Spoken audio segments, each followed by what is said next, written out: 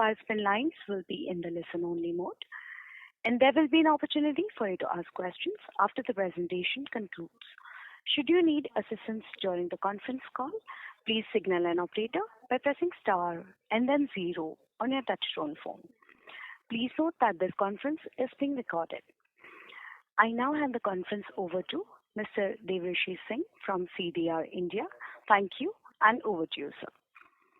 Thank you. Good afternoon, everyone, and thank you for joining us on Usha Martin's Q4 and FY24 earnings conference call. We have with us Mr. Rajiv Jhawar, Managing Director of the company, Mr. Anirban Sanyal, Chief Financial Officer, Mr. Abhijit Paul, Finance Controller, and Ms. Shreya Jhawar from the Strategy and Growth team of the company. We hope all of you have had the opportunity to refer to the earnings documents that we shared with you earlier. We would now like to initiate the call with the opening remarks from the management, following which we will have the forum open for a question and answer session. Before we start, I would like to point out that some statements made in today's call may be forward-looking in nature, and a disclaimer to this effect has been included in the earnings presentation. I would now like to invite Mr. Rajiv Jhawar to make his opening remarks. Thank you, and over to you, sir. Good afternoon, everyone.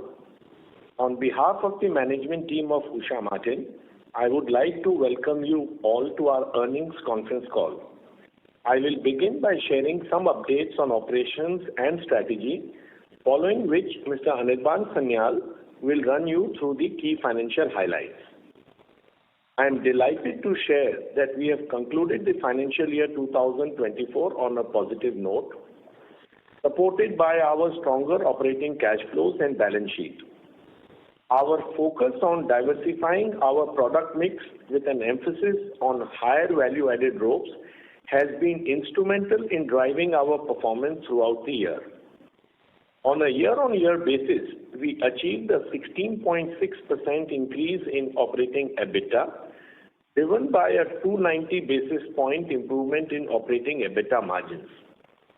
In FY24, the wire rope segment's contribution to our consolidated revenue increased to 71%, up from 61% in FY23.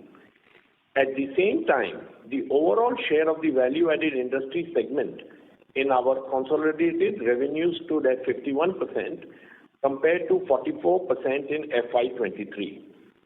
Notably, within the wire rope category, the contribution of the value-added segment rose to 71% in FY24, up from 65% in FY23. Additionally, revenue from international markets accounted for 55% of our total revenue during the same period.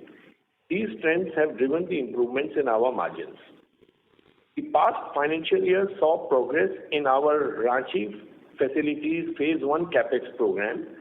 This expansion is primarily focused on increasing capacities of high value-added products. Commercial operations of these expanded capacities have begun from Q1 this year onwards.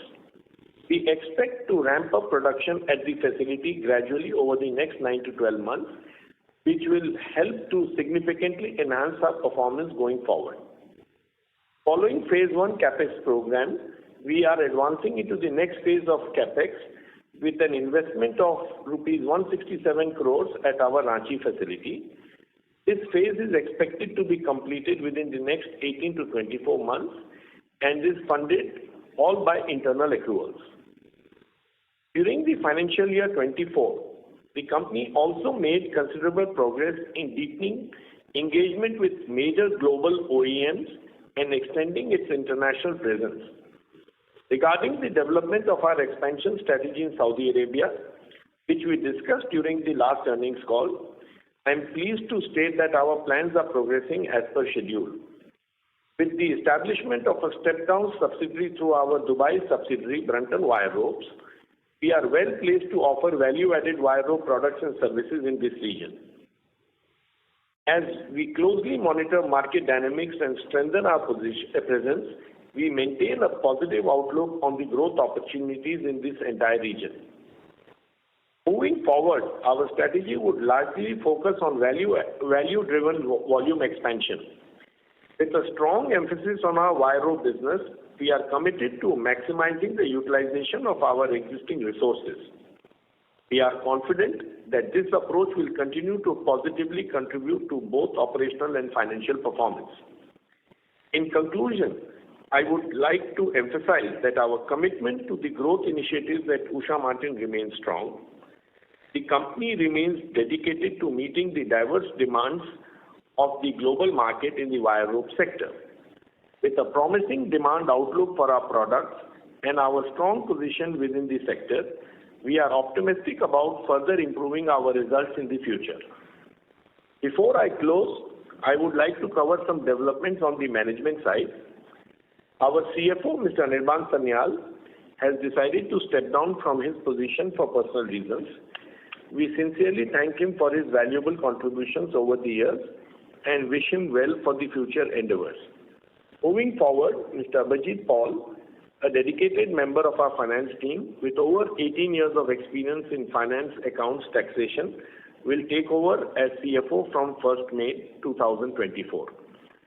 I would now like to invite Mr. Anirban Sanyal to present the operational and financial highlights for the quarter ended 31st March 24.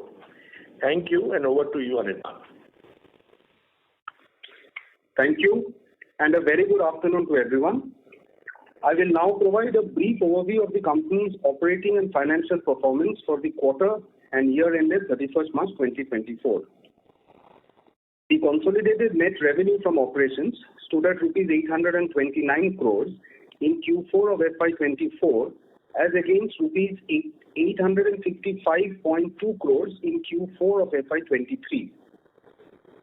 This 3.1% year-on-year reduction can be primarily attributed to decreased contributions from both the wire and strand and LRPC segments. However, it is noteworthy that our wire rope segment maintained steady revenues, accounting for almost 73% of total revenues. The sustained performance of this segment played an important role in supporting our overall revenue performance during the quarter. Our operating EBITDA for the quarter stood at rupees 151.5 crores as against rupees 154 crores in Q4 of FY23. Our operating EBITDA per ton stood at rupees 31,784. Furthermore, the Q4 FY24 operating EBITDA margin increased to 18.3%, up from 18% in Q4 of FY23. This consistent overall EBITDA margin position can be attributed to the company's sustained focus on value-added products and its expanding global presence. Additionally, our net profit for the quarter stood at rupees 106.3 crores, reflecting a 1% increase from rupees 105.3 crores in Q4 of FY23. On a full year basis, net revenue from operations amounted to rupees 3,225.2 crores compared to rupees 3,267.8 crores in FY23. Notably, the wire rope segment's contribution to total revenues grew to 71% in FY24 from 67% in FY23. Moving forward, our strategic focus remains on further increasing our contribution from value-added products while gradually reducing the share of low-value offerings. International markets continue to play a pivotal role, accounting for 55% of our FY24 consolidated revenues. The company recognizes international markets as a significant avenue for growth and is committed to further enhancing its penetration in these markets in the future. Operating EBITDA stood at rupees 598.6 crores in FY24 as against rupees 513.3 crores in FY23. Profit after tax for FY24 stood at rupees 424.1 crores, registering a 21% year-on-year increase. On the balance sheet front, our net debt as of March 31, 2024 stood at rupees 124 crores, a significant improvement from rupees 184.8 crores as of 31st March 2023. This improvement is reflected in our net debt to equity ratio, which improved to 0.05x as of March 24 compared to 0.09x as of March 2023. Despite the capex spend of approximately rupees 278 crores in FY24 and the allocation of funds for different disbursements, our net debt remains at comfortable levels. We continue to proactively maintain higher inventory levels, considering the complexities of global logistics, particularly amidst the current geopolitical landscape. This approach enables us to adeptly address the needs of our expanding customer base, including new clients in new geographies, thereby reinforcing our agility and readiness in a dynamic market environment. Coming to our cash flows, we are pleased to report a healthy year-on-year improvement. The cash flow from operations before income taxes for FY24 stands at rupees 561 crores, representing 94% of operating EBITDA, compared to rupees 345 crores during FY23, accounting for 67% of operating EBITDA. These robust cash flows, combined with ample headroom on working capital lines, will continue to support our planned capital allocations.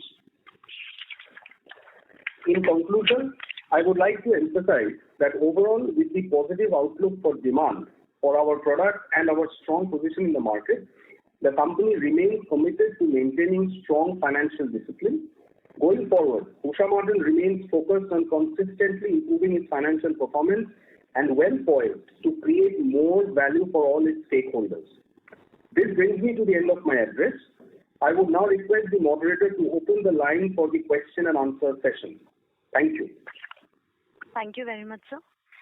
We will now begin the question and answer session. Anyone who wishes to ask questions may press star and one on their touchtone phone. If you wish to withdraw yourself from the question queue, you may press star and two. Participants are requested to use only handsets while asking a question. Ladies and gentlemen, we will wait for a moment while the question queue assembles.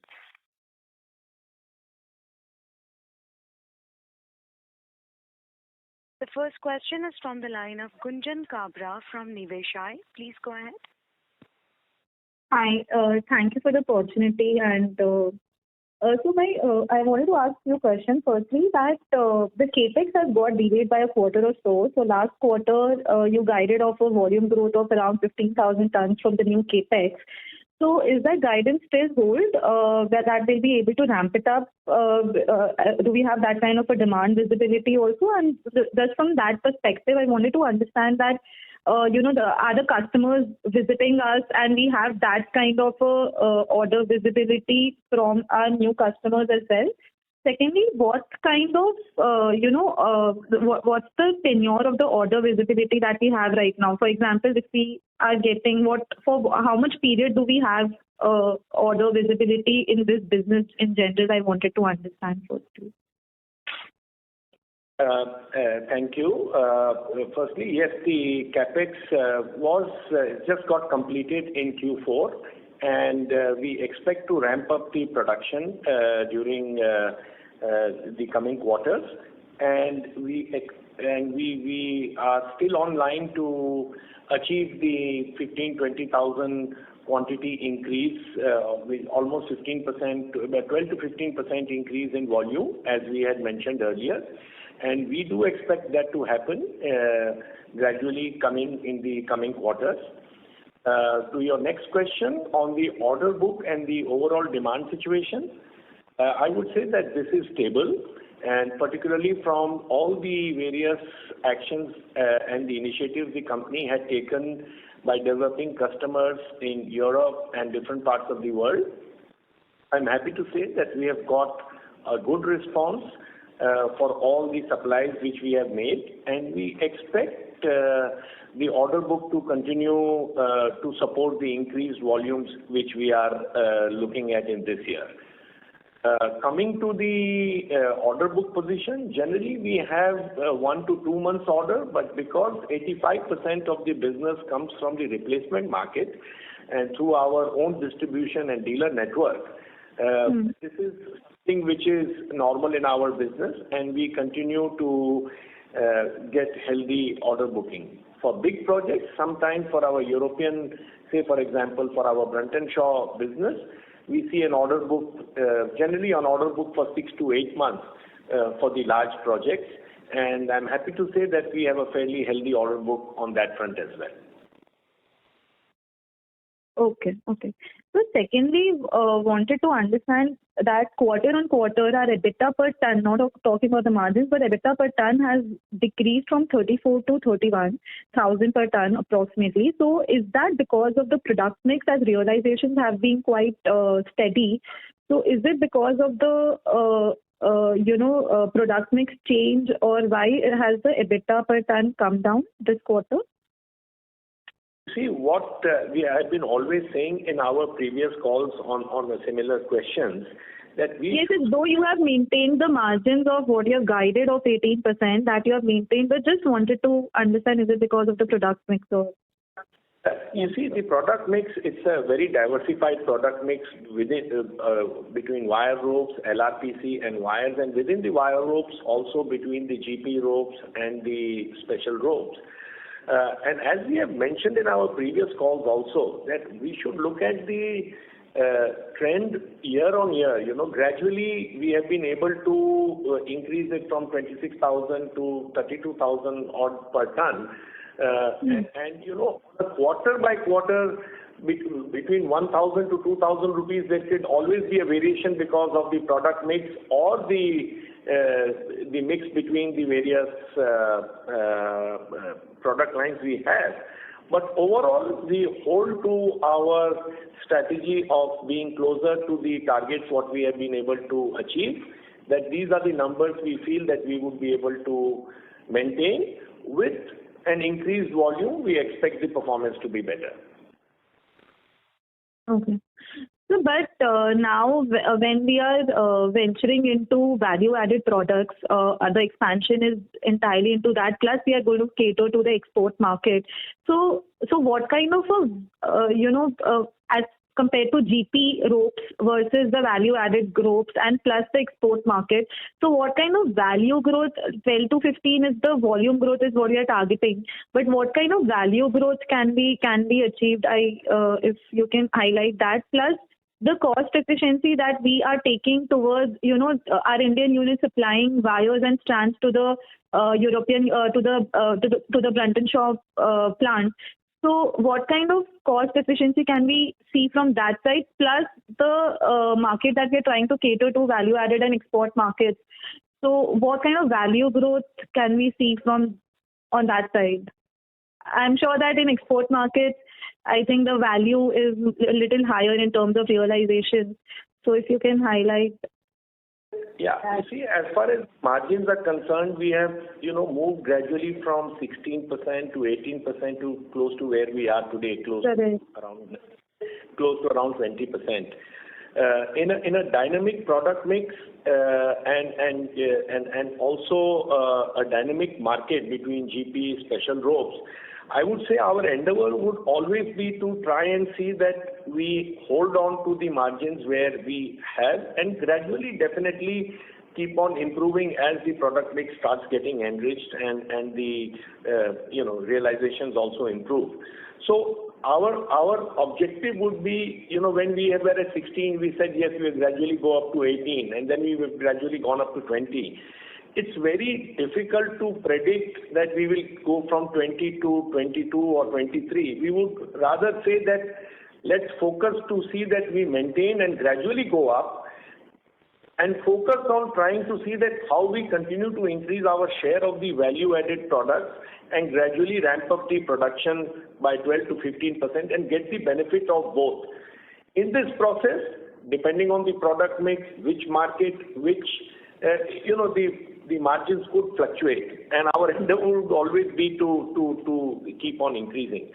Coming to the second question of yours, which is the integration with the international business, that I am happy to say that is working well.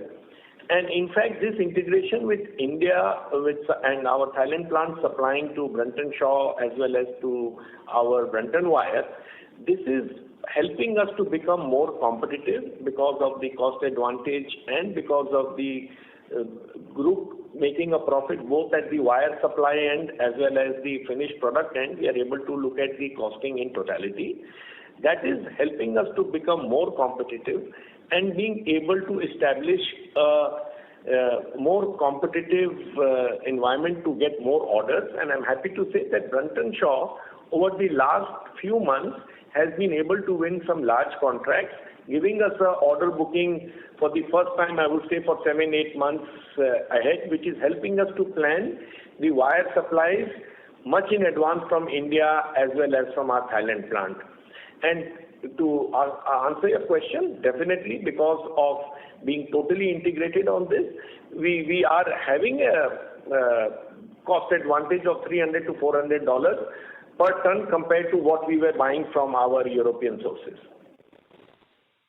Okay. So will you be able to highlight the... Sorry to interrupt, ma'am. I would request you to kindly rejoin the queue for follow-up questions, please. Yeah, definitely. Thank you so much for answering these questions and good luck to your entire team. I'll get back in the queue. Thank you so much. Thank you. The next question is from the line of Aman Sonthalia from AK Securities. Please go ahead. Good afternoon, sir. Sir, my first question is the revenue growth as well as profitability has muted this quarter related to Q4/23. What are the reasons for that, sir? Thanks for your question. I can take that. Firstly, because of certain logistical challenges, like we mentioned in the international markets, because of the Red Sea issue, certain orders have been deferred from Q4 because our materials for the UK were stuck in transit and the orders couldn't be billed in the Q4. These are expected to be completed over Q1 and Q2. And as you know, of course, Europe is a high-value market for us, so this timing issue has had a certain impact on the revenue as well as profitability for Q4. Secondly, in the past quarter, we also had a scheduled capital maintenance for the LRPC equipment for about 6 weeks or so. That did impact our LRPC production and also impacted our revenues to some extent. And also there have been, in general over the past few quarters, some pressure on the LRPC realizations as well. So what we've been doing is reducing our exposure to that segment because we've anticipated this, and now going forward we want to focus more on plasticated and galvanized LRPC, and those are more profitable as well. And as mentioned, that the contribution of these increased volumes from the CapEx program over the next year hopefully will help drive the improvement in the top line and then translate to the bottom line as well. Okay.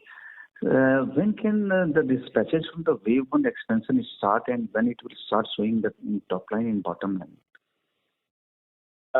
As I mentioned, commercial operations of phase 1 expanded capacities have begun from Q1 onwards of this year. We expect the ramp up of volumes gradually over the next 9 to 12 months, which will help us to enhance our top line going forward. However, I would like to caution that we don't want to push our volumes by compromising on price or margins, but rather ramp up gradually and continue to focus on the value-added products. Having said that, as I mentioned, that we expect the volume growth during the year to be between 12 to 15% compared to the previous year. Sir, as far as my knowledge is concerned, rock cell knitting wire is a big opportunity. So are we in the mountainous terrain to avoid mountain stones from falling? So are we getting in rock knitting wires as well as what is the plan in that business? Yes. So there is a large market for this globally, like you rightly mentioned. And as part of our next wave of CapEx, actually the wave 2, we are getting into certain high-value wires, the aluminium zinc wires, which are actually used in this rockfall barrier protection industry as well. So we do expect these capacities to go on stream within this financial year itself, and hopefully we will be able to cater to this market. Like you rightly mentioned, it is a big opportunity. So it's a high-margin product? Yeah, it's within the wire segment, and also there are some strands involved in this. It's I would say it's a decent value product. Okay, sir. And sir, Saudi was expected to contribute from Q1 25. Has it started contributing, and how big is the opportunity here?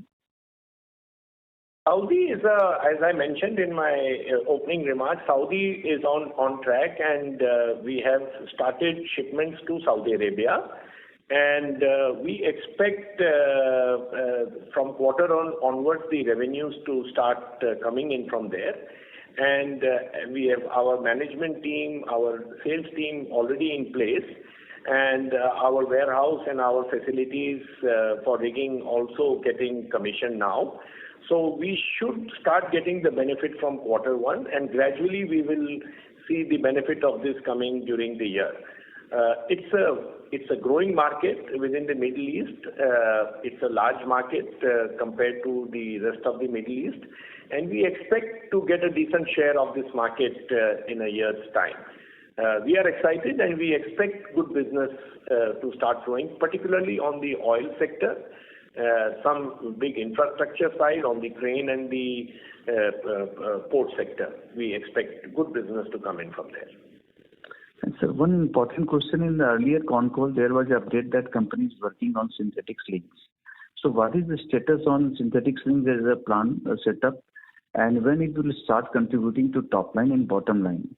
And one more thing, is it confined to Europe, or will we get business from other geographies as well?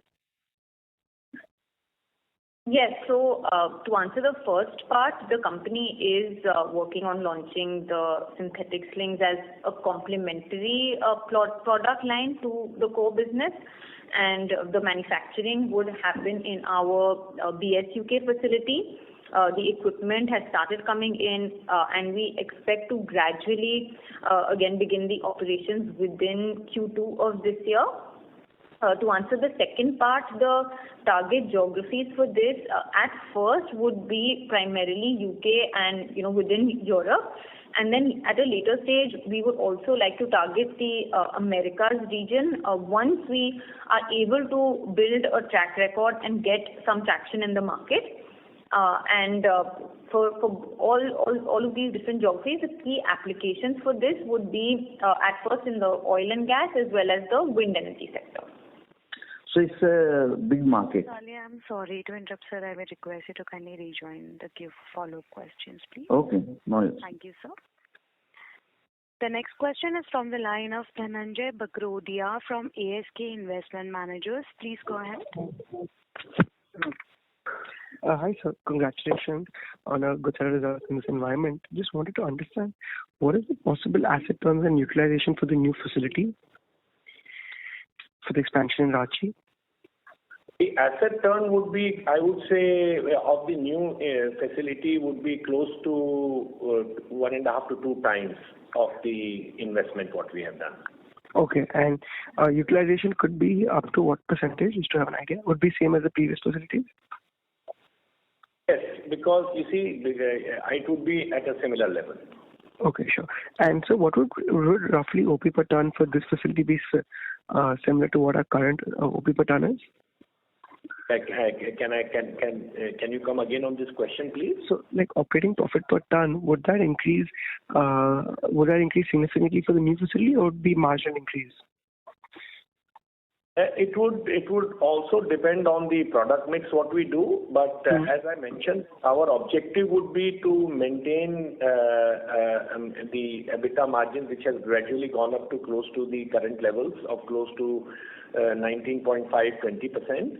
And going forward, as we keep on enriching our product mix, as we look at the competitive environment, let's see how we progress. Hopefully, it should get better, but it is better to gradually ramp it up and as the volumes grow. This year, we would be looking at more to see that we work at minimum these levels, protect the minimum levels which we have been operating, and first start building the volumes, and then let's see how we progress, how the new capacities, the new markets, we are able to develop what kind of price we are able to achieve in these markets. Hopefully, we should be able to do better. That's what I can say at this stage. Sure.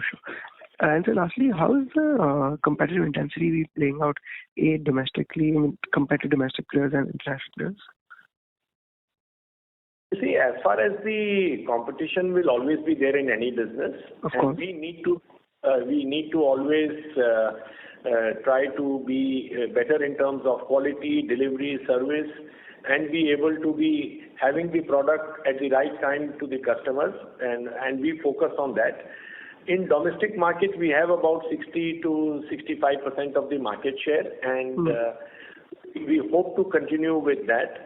In terms of the international market, our competition would be mainly with the European and the American manufacturers and the Koreans.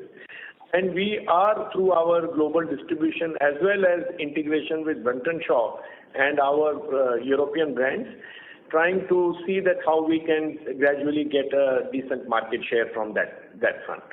Okay, sure. Thank you, sir. Thank you. Yeah. Thank you. Yes. Into that, the competitive intensity we see a little bit more in the GP rope segment, especially in the US and some parts of the Middle East. So our goal in the Middle East, for example, is to get closer to the customers, go into services, and provide the total solution to customers. So that rigging business that we've been able to do and pivot our business model in places like the Middle East have really helped us retain our market share and even grow our market share and fight the competitive intensity in that way. Okay, sure. Thank you. Thank you. The next question is from the line of Pratik Banthia from Girik Capital. Please go ahead. Hello. Hi. Am I audible? Hello. Sir, you're audible. Just background disturbances. Hello.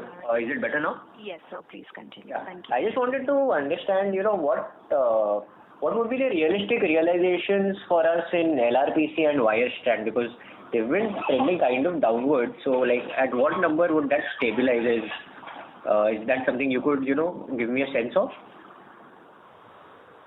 The prices have, the steel prices over last 1 year on the wire rod prices have been down by about 6,000 rupees, which is a direct reflection on the LRPC and the wire prices, which is very sensitive to the steel price fluctuation.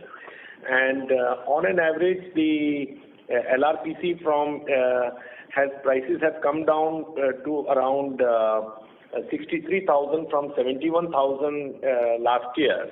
And it all depends on the steel prices. Of course, it's become with more competition coming from other integrated players. The prices are under pressure, and that is something which is, I mentioned that we are trying to focus to get to more and more of the plasticated and the galvanized LRPC, which would protect us from that price fall. On the wire front, the prices have also come down from 80 to around 80,000 rupees per ton compared to 90,000 rupees per ton. So it's almost a 10,000 rupees reduction. The movement is very much in line with the steel prices, I would say. Yeah, so this is Dhaval here. We are at 180,000 odd tons for the past year, 24. Over the next 3-year period, what sort of volumes would you be looking at? I would say that we would look at 12 to 15% growth over the next 2 to 3 years based on the various capex initiatives already implemented and underway. We expect this to happen. Okay. So the capex which is mentioned in the presentation which is going live from Q125, what is that capacity? The Q1 capacity, the total increase is 40,000 tons approximately in the phase 1 capex expansion, and phase 2 is around 10,000. And as I mentioned, we will gradually ramp it up during this year, and we should be able to get around 12% to 15% over what we produced last year, what we sold last year. Okay, and if I understand correctly, given our gradual changing product mix over the past 3-year period, the same would continue, and that would result in a better EBITDA growth compared to the volume growth. I would say that we would now look at trying to see that if we can continue to achieve the EBITDA percentage, what we have been able to achieve, and focus to see that we take the advantage of volume.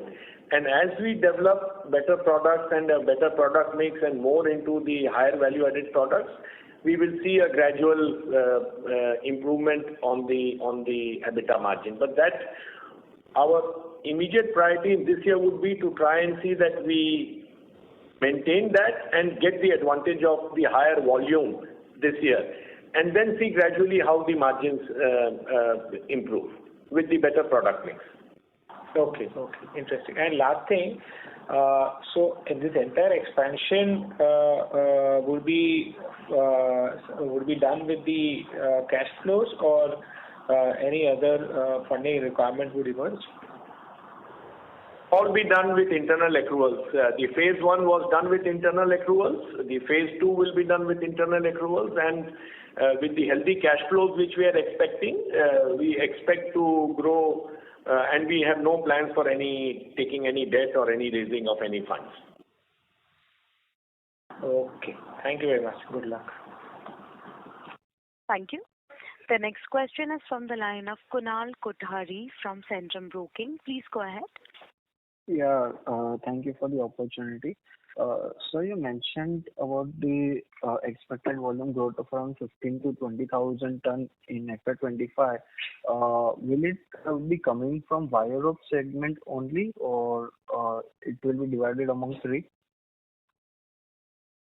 It will be a combination of all, because you see, we have to see, our endeavor would be to try to maximize the rope part, but we need to cater to the demand of all customers. So it will be a combination of ropes, wires, LRPC, plasticated LRPC. We would like to see that we can improve the asset utilization and try to the endeavor would be to maximize rope, but others would also be there as a part of the increase. Okay, so second is in LRPC. Can you help us to understand that what will be the realization pattern difference between what is the product range in LRPC that we are selling today and with the new product range that we are coming with in the plasticated and galvanized? Similarly, both on the realization part and the margin front, what change that we can look forward? LRPC, plasticated LRPC is a project-based business with limited volumes in the market. So it is not that the entire quantity can be converted. We are targeting 300 to 500 tons a month in this year, depending on how these projects get coming up. So it's only about 7 to 8% of the LRPC capacity. This is sold at about 135,000 rupees per ton, where we get a contribution of around 55,000 rupees per ton. But the production capacity also gets reduced because it's a much slower process. On the other side, the LRPC normal is sold at 63 to 64,000 rupees per ton, with an average contribution of about 8 to 9,000 rupees per ton. So that is the thing. But almost about 90% is sold as the normal LRPC, and only, I would say, 7 to 10% would get developed into the plasticated LRPC. Okay, got it. So one more question that comes to my mind is that the wire capacity that we are having and the LRPC and wire rope capacity is much higher. So how is the manufacturing process? Is it like 1-to-1 ratio? So that so we are buying wire from the market to for the additional production of the LRPC and wire, because we are also selling wires in the market. So how is the process ratio from wire to strand to wire rope and LRPC? And also we do purchase from the market for the production of the same. No. Our raw material starting is wire rods, whether it is for LRPC, whether it is for wires or ropes. We buy the steel from the integrated steel producers, including our erstwhile steel business now run by Tata. So that's our starting raw material. We don't buy any wires. And then we have dedicated LRPC line, which only produces LRPC. And then it is the wire and the rope plant, which is all within this. So it is not interchangeable. So LRPC is integrated right from wire rod to finished product. So it's not that I can reduce LRPC and increase rope or vice versa. These are independent plants within the same facility. And we do not buy any wires. We are only starting with wire rod, which is processed into LRPC, or wire rods, which is processed into wires, or wire rods, which is processed into rope. So that is a very well dedicated plant internally, not interchangeable. Okay. So does that mean that we have wire capacity near to 1 lakh ton? So it is totally sellable, or it is been used for further manufacturing of wire rope or LRPC? It's a separate plant. The LRPC is a separate plant. I cannot use the LRPC wire drawing capacity to make ropes. So those can only be dedicated for LRPC. So it's not that I reduce LRPC and I can increase wire rope. It is not possible. Okay. So sir, our utilization from 1 lakh ton, we are doing nearly 35,000 ton of sales in wire itself. So why is it so that we are selling just 35% of our capacity? We only want to produce the low-end, high-end wire products. Earlier, we were part of the steel business where we used to even produce low grades and low margins of wires to evacuate steel. Over the last 3 years, our focus has been to focus only on value-added wires, LRPC, plasticated LRPC, as it is a dedicated plant, and wire ropes. And slowly we have shed out our low value-added wires, and that is why those facilities are not fully utilized, because they don't add really any margin to our business. So can you give the mix of the high value-added wire and low value-added wire mix in our capacity? We don't calculate that way. Mostly we have migrated to the higher value-added wires now. Okay. And the utilization will be near to 70% of that high value wire capacity?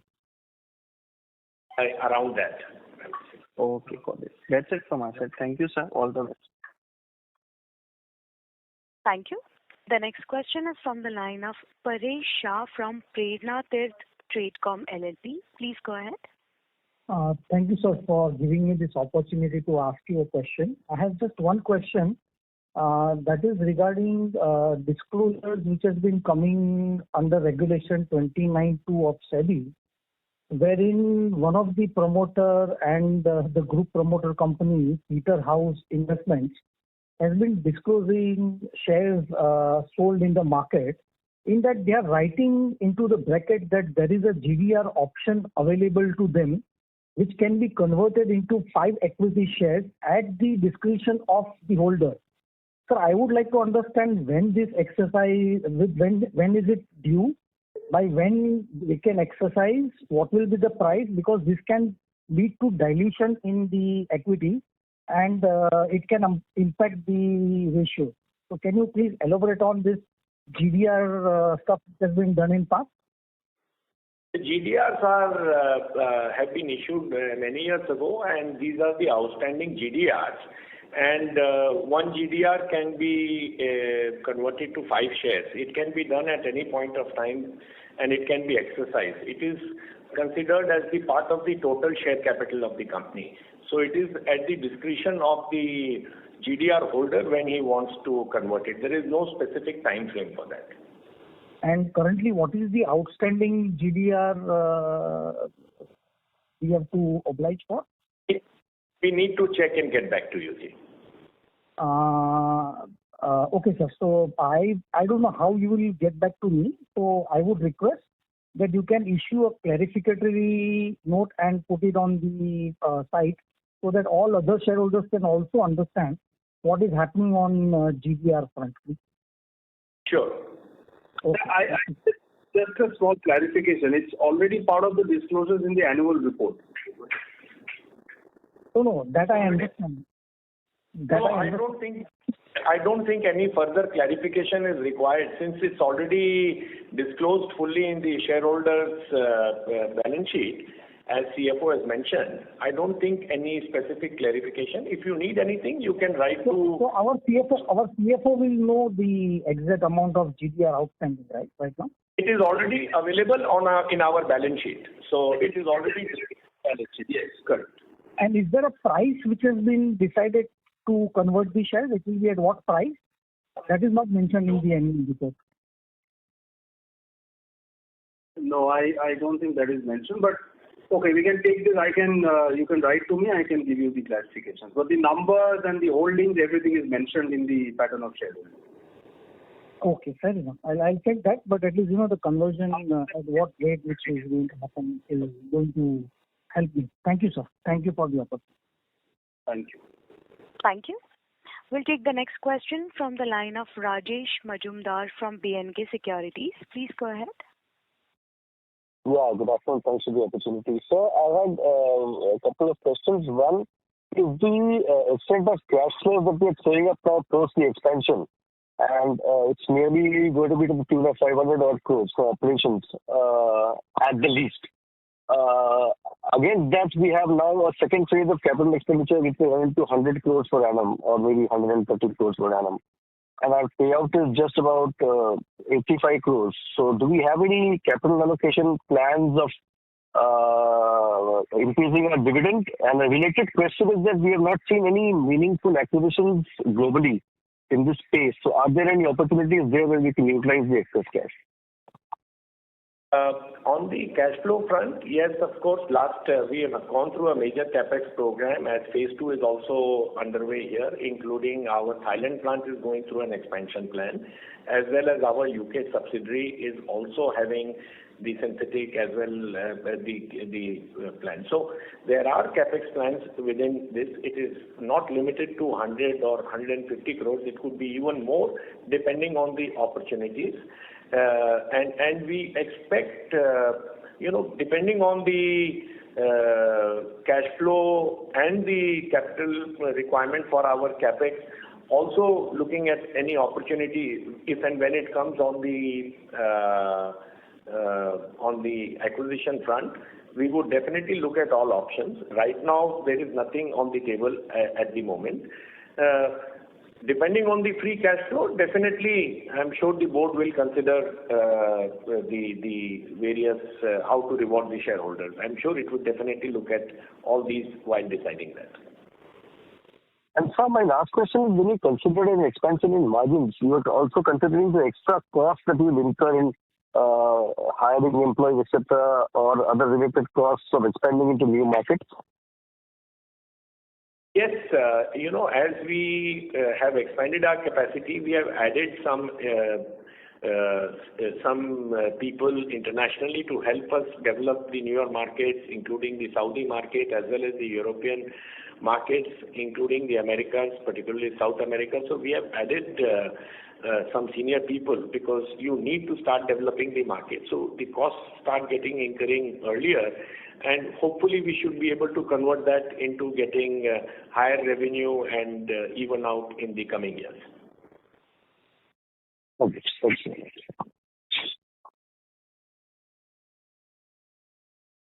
Thank you. The next question is from the line of Aman Viz from Astute Investment Management. Please go ahead. Good afternoon, sir. My first question is if you can give an update on our plans for the US as well as for the mining customers that we were targeting. So what kind of volumes do you see for these two segments for this year and next year, and how is the general traction going on? You see, on the US market, the initial trial supplies have gone off well. With the various customers in North and South America, as well as in South Africa and small quantities in Australia also. We have started getting some repeat orders. Mining takes a longer cycle time in terms of, applying to the customers, their quality feedback, and then getting into the other supplies. So we are currently at about 2,500 tons per annum level as far as the mining rope is concerned, and our endeavor is to take it to close to 4,000 to 5,000 tons in the next 2 to 3 years. And similarly for the US sales, what is our current sales and what are our targets for 2-3 years? Our US sales is close to about 7,000 to 8,000 tons per annum, and we expect to grow depending on which sectors, what kind of demand comes there. We expect to grow by 10 to 15% per annum in that market. And within the US market, specifically the sectors that we're targeting are elevator ropes, gondola ropes, which are also high value ropes, as well as mining ropes like we previously mentioned. We've gotten decent traction, with approaching new OEMs as well, and that is the continuous endeavor to secure more OEM approvals and be able to cater to the high value segment like elevators and gondola. Sure. My next question is, so some of our international peers were facing some issues last 1-2 years. So both in, I think, US and Europe. So if you can talk about, are they still facing issues because of energy, or there were some other issues also? Or are they coming back in the industry strongly?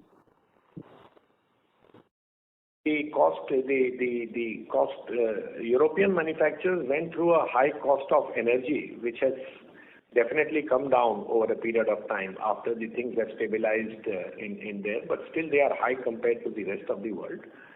In terms of their cost structure, it is all these are very strong companies, be it Bekaert Dryden or be it Wireco, and it's a healthy competition, and definitely we are trying our best to see that how we can continue to compete and get a larger market share from that market. But they are all doing well, and the overall market is well. Competition is also doing well. So my final question is, in the opening remarks we had talked about that we are deepening our relationships with our global OEMs and especially new customers. So given it's like last 1-2 years, we have gone to a number of new customers, and these are very big customers. So if you can talk about in terms of scale, say we started with X, where we are today, is it like 2X, 5X, and where do you see this relationship over 2-3 years? My main question is, where do you see the trust on us basically leading to much higher orders? Yeah. So over the last couple of years, like you mentioned, we have secured new premium customers, especially in the European market, particularly through our two strong brands, which are Ocean Max, Mine Max brands. And we have successfully executed these orders as well, and repeat orders have already started coming in with some of the big OEMs as well. And these orders have also created references within with other customers, and we've been able to win new customers through these references as well within the region. Going forward, using our collaboration of the Brunton-Shaw facility with our service centers, EMM, as well as De Ruyter, and the technical sales and support of GDC, we hope to continue to strengthen these relationships and continue to grow our relationships with these OEMs. So ma'am, if you can talk about, do you think it will still take us 2-3 years of building in kind of trust? Sir, your voice is breaking. May I request you to kindly use your handset and repeat the question, please? Yeah. Hello? Yes, sir. Please proceed. Yeah. I was saying, so do you think it will still take us 2-3 more years to get that trust so that they can give us substantial volumes and not small incremental repeat orders? Or do you think it can happen sooner also? Oh, you see, we have made certain big progress with the European, particularly oil offshore and the big wind energy sector. And these are all project-based business as well as repeat orders from the previous equipments which they have supplied. So, like in last 1 year, we have been able to make some major breakthroughs and get decent orders. And we expect this to happen not in 2-3 years. We expect to happen within the coming few quarters. Sure, sir. That's helpful. Thank you. Thank you. The next question is from the line of Saket Kapoor from Kapoor Company. Please go ahead. Yeah. Namaskar, Jawji. As alluding to the fact about this, the breakthrough we have got through the OEMs in the mining segment. So the capacity addition that we have undergone and also that we are emphasizing, are these all towards these mining contracts only, the segments which we will be taking to? So the phase 2 part which is coming this year would be on the mining. We have sufficient capacity to take care of the current requirement. But for our future requirement of mining, the phase 2 capex which is getting completed in 18 months would be added. So that would only help us improve the capability and the quantity for the mining ropes. So we have sufficient capacity to take care of that. But our major growth which is coming through our Ocean Max and our Brunton Shaw is mainly in the oil and offshore and the wind energy sector.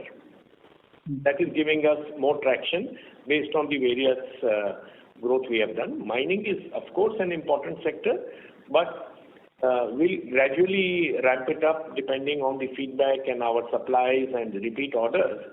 The good part about the mining business is that once it is established, it is a recurring business which continues to happen and not depending much on the project type of business which can happen, with spikes.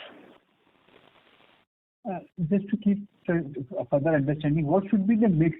Currently, the landscape which we will be operating for the mining segment and the existing Ocean Max and the other opportunity, what should be looking in terms of the percentage mix for mining, which you are alluding to be an annuity type work going ahead?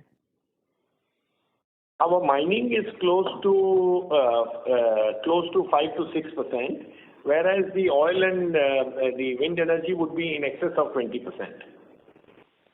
Okay. And sir, you mentioned that you will be spending around 167 crore for the additional 10,000 tons for the 18 months for this year? Yes. Okay. And 40,000 tons would be ramped up from Q1 of this financial year. As I mentioned, it will happen gradually. During the year, we expect 12 to 15% growth in total volume compared to last year.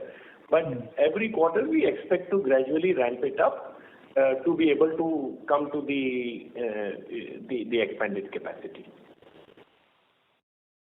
Correct, sir. Sir, on the other expenses front, did we have any one-off item in terms of which Madam was earlier referring to because of the geopolitical issue? No, I don't think there is anything, any expense related to the geopolitical issue which is there. Anirban, please. No, there are not. So, if you are referring to the freight, of course, that's also inbuilt into the prices as well. But no additional expenses per se in other expenses which are related to the geopolitical issues. Nothing. Right, sir. Thank you, sir. I joined the queue and all the best to the team, sir. Thank you. The next question is from the line of Aman Sonthalia from AK Securities. Please go ahead. Sir, I have two more questions. Sir, last year we did Usha Siam stake purchase from joint venture partners. So what is the opportunity here? Yeah, so Usha Siam, which is the Thailand entity, we did acquire the remaining 50% stake of Usha that was previously a JV, like you mentioned, and the plant is already in operation since the February of this year. In terms of opportunity, the plant's capacity, which is of elevator ropes, primarily is about 170 to 180 tons per month. again, it's primarily elevator ropes, but we would produce a mix of elevator and GP ropes depending on the demand from the market as well. Other than that, the facility that was acquired, it is a sort of state-of-the-art facility, and it does have a lot of space for further expansion as well.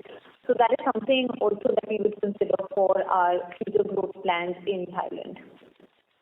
And one more question, that right now every exporter is facing this Red Sea crisis.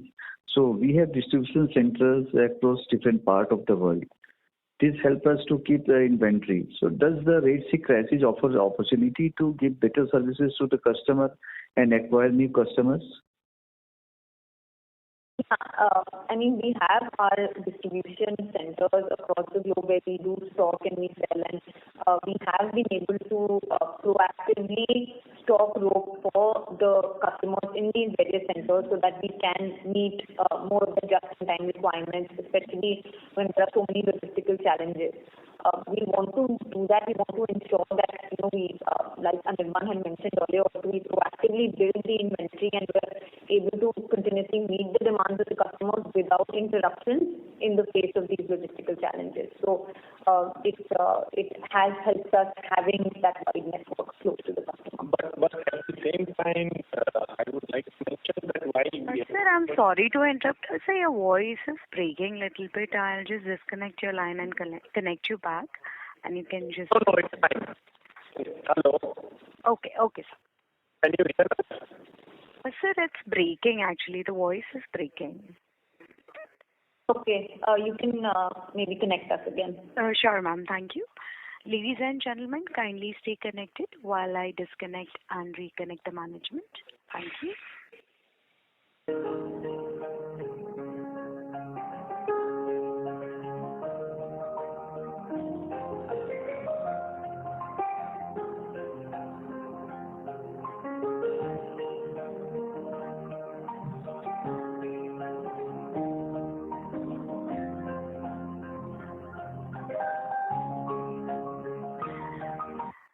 Ladies and gentlemen, thank you for patiently holding. The management's line has been reconnected. Over to you, sir.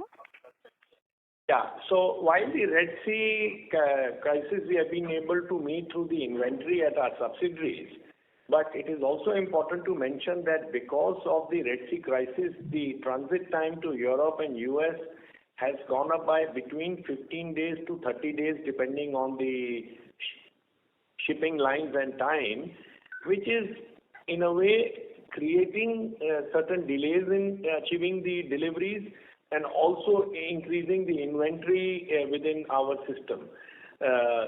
Because most of it is supplies to our subsidiaries and then to the end customers.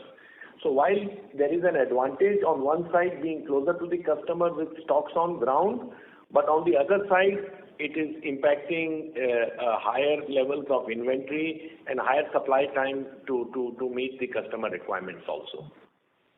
And so the last one is that our key mantra was value-led volume growth. So will we start seeing this from Q1 25? Yes, we expect to start seeing this from Q1, and with gradual ramp up throughout the next few quarters, you will get the advantage of. We will see the advantage in our results. Okay, sir. Thank you. Thank you. Ladies and gentlemen, that was the last question for today. I would now like to hand the conference over to the management for closing comments. Over to you. I would like to thank everyone for attending this call and showing interest in Usha Martin Limited. I hope we have been able to answer to all your questions. The company is dedicated to creating value for all its stakeholders in a sustainable manner. Should you need any further clarification or would you like to know more about the company, please feel free to reach out to us or to CDR India. Thank you once again for taking the time to join us on this call, and see you all in the next quarter. Thank you. Thank you, members of the management. Ladies and gentlemen, on behalf of Usha Martin Limited, that concludes this conference. We thank you for joining us, and you may now disconnect your lines. Thank you.